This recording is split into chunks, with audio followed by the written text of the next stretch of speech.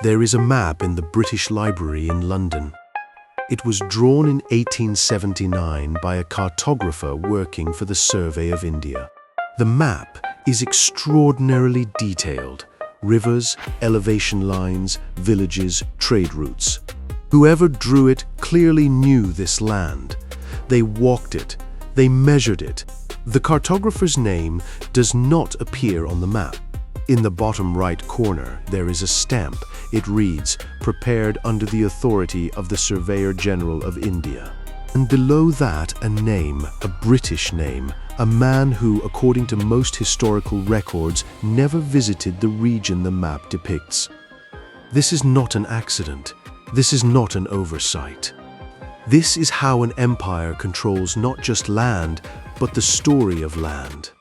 The British were not the first people to map the world, not even close. The maps that came before theirs, the Arab maps, the Chinese maps, the West African maps, the Indian maps, were in many cases more accurate, more detailed, more complete. Those maps exist. Some of them are sitting in archives right now. We are going to look at this from a direction most history channels never go, not from London, from everywhere else. The world did not wait for European explorers to discover it.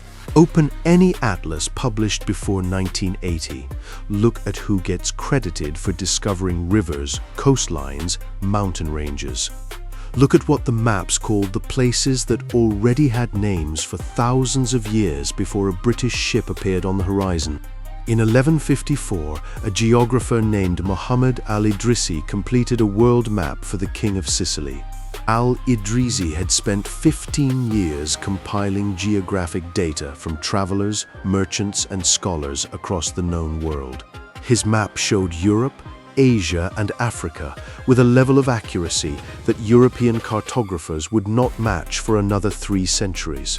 He documented trade routes across the Sahara that European maps would leave blank for hundreds of years, labeling them simply unknown territory, unknown to whom. At the exact same moment, those Saharan trade routes were carrying more gold than all of Europe's treasuries combined. The merchants who used those routes knew every landmark, every water source, every seasonal variation. They had their own maps, their own geographic knowledge, their own names for everything. A different tradition took over, one centered in Lisbon, then Amsterdam, then London. One that had ships, guns, and, critically, printing presses. A map is only as powerful as its distribution. You can draw the most accurate map in the world, but if it sits in a library in Timbuktu, while a less accurate map gets printed in 10,000 copies, which map becomes reality? This is not a hypothetical question. This is exactly what happened. If you find this kind of history interesting, the kind that makes you look at familiar things completely differently, hit subscribe. We go deep on this channel. Every single video. Let's talk about rivers. Specifically, let's talk about what happens to a river when you rename it.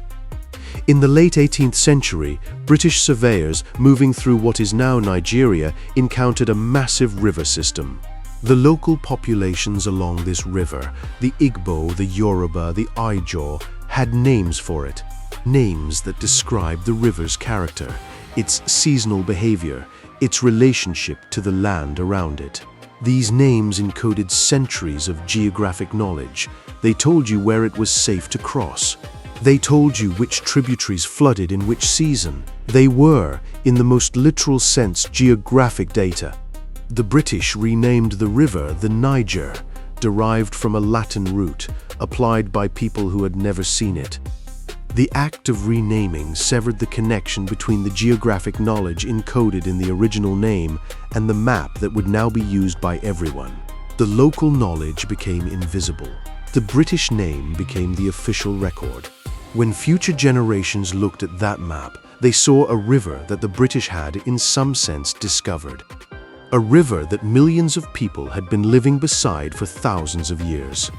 In India, rivers that had Sanskrit names going back to the Vedas were replaced with anglicized versions that bore no relationship to the original. In Australia, Aboriginal place names that encoded water sources and animal migration patterns were replaced with names like Victoria, Albert, and New South Wales. Each renaming was a small act. Together, they constituted a complete overwriting of an existing geographic record. The new record came with an implicit claim: we found this, we named it, it is in some foundational sense ours. But the original names did not disappear entirely. They survived in oral traditions, in communities, in the older maps drawn long before the British arrived. Those maps tell a completely different story about who knew what and when. West Africa in the 15th century was not the blank space that European maps depicted. Look at the Catalan Atlas of 1375, one of the most detailed European maps of the medieval period. In the section covering West Africa, a figure seated on a golden throne, holding a golden scepter, wearing a golden crown. The caption identifies him as Mansa Musa, Emperor of Mali, a ruler whose legendary wealth had reached European consciousness decades after his death around 1337. Even European cartographers understood that this part of the world was home to a sophisticated, wealthy, powerful civilization. By the time British cartographers were drawing their official maps of West Africa 3 centuries later, that civilization had been replaced on paper with something else entirely. Tribal territories, uncivilized regions, areas requiring administration. The Songhai Empire, at its peak, covered roughly 1.4 million square kilometers, greater than Western Europe west of the Rhine. Scholars at the learning institutions of Timbuktu housed hundreds of thousands of manuscripts across libraries and private collections. They documented trade routes, river systems, agricultural regions, and city layouts with considerable precision. British colonial maps of the same region show almost none of this. They show coastlines accurately because coastlines matter for ships. They show rivers partially because rivers matter for trade and military movement. The interior of the continent appears as a vast, barely differentiated space, reported to be fertile, route unknown. Unknown to the cartographers in London, not unknown to the people who lived there. The Songhai Empire was not destroyed by the British. It was destroyed by a Moroccan invasion in 1591. By the time British mapmakers were drawing their version of the interior, they were not erasing a living empire. They were erasing the memory of one. They were producing maps that implied this land had never been organized, never been studied, never been known in any systematic way. Maps that millions of students would study for generations. Maps that shaped policy. Maps that shaped war. And if you are starting to feel a slow-building recognition of how much of what we call history is actually just one archive winning out over another, the next case goes somewhere even more unsettling. In India, the British didn't just erase Indian geographic knowledge, they used it exhaustively, carefully, and then they erased the people who produced it. The Great Trigonometrical Survey of India, launched in 1802, is one of the most ambitious mapping projects in human history. Over roughly 70 years, surveyors measured and documented the entire Indian subcontinent with extraordinary precision. They calculated the height of the Himalayas. They mapped river systems across the whole subcontinent. The survey is often presented as a triumph of British science. The vast majority of the people who actually did the work were Indian. Local surveyors, mathematicians, and guides called pundits brought deep traditions of Indian mathematics and astronomy to this work. These pundits did not just carry equipment, they made calculations, they solved problems. In several famous cases, they were sent into Tibet, Central Asia, Afghanistan, regions too dangerous for European surveyors to enter. They disguised themselves as pilgrims and merchants, secretly measuring and recording everything they saw, counting their footsteps, hiding their notes in the hollows of walking staffs and false-bottomed containers. They risked their lives, some of them died. Their names appear almost nowhere in the official record of the survey. The maps they produced were published under British names, British authority, British institutional credit. Nain Singh Rawat spent years mapping Tibet and the routes of Central Asia. His work was used directly by British military planners. He was eventually awarded a gold watch by the Royal Geographical Society. His name was added to their records as a footnote. The finished maps, the ones that were printed, distributed and used, carry British institutional authority alone. The maps he made are still accurate. They are still used as reference documents. His name is not on them. Go to the British Library right now, search their online catalogue, type in Survey of India. You will find thousands of maps, beautiful maps, extraordinarily detailed maps. Look at the credits, count the Indian names. Local knowledge went in at the bottom.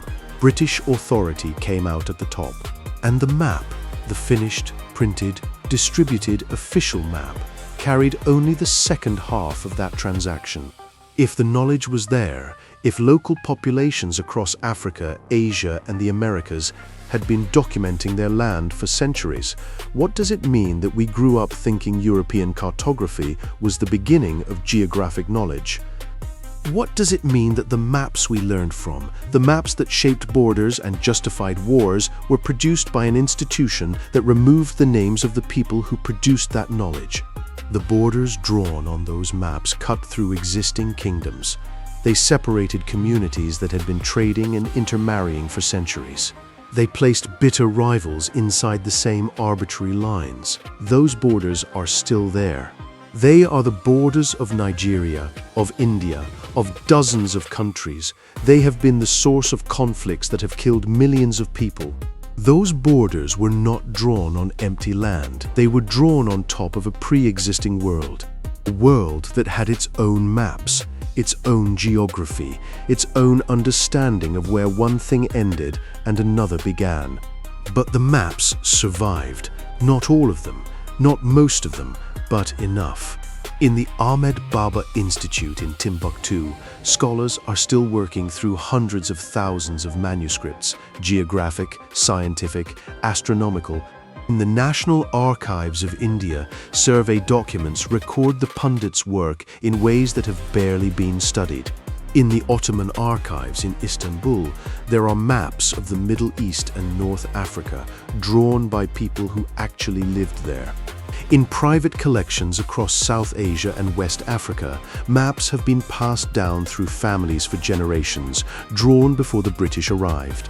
Slowly, carefully, a different map of the past is beginning to emerge. Not one that replaces the British version entirely, but one that sits beside it, that shows what was there before. The cartographer who drew that map in the British Library in 1879, the one whose name does not appear in the corner, drew it anyway. With full detail, full accuracy, full care, because knowledge, once recorded, has a way of surviving. The maps are still there, and they are still telling their story. If this video made you see something differently, if the next time you look at a map, you find yourself wondering whose name is not in the corner, share it with someone who has never thought about cartography as a form of power. And if you want to keep going down this road, subscribe. We have a lot more ground to cover.